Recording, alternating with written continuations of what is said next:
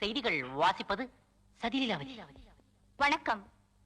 ஆங்காங்கே இருக்கும் மாணவர்கள் கலைந்த கேசங்களை சரி செய்து கொள்ளவும், போடாமல் விடப்பட்ட பட்டன்களை போட்டுக்கொள்ளவும் கேட்டுக்கொள்ளப்படுகிறார்கள். விசிலடிப்பது, அதிகமாக ஜொல்லு விடுவது போன்ற நல்ல பழக்கங்கள் இன்று முதல் தடை செய்யப்பட்டுள்ளன.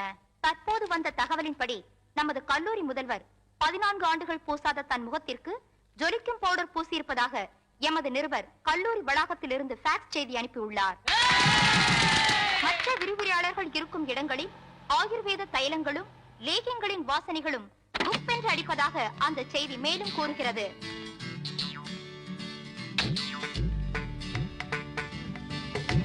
Welcome welcome. Excuse me. Thank you.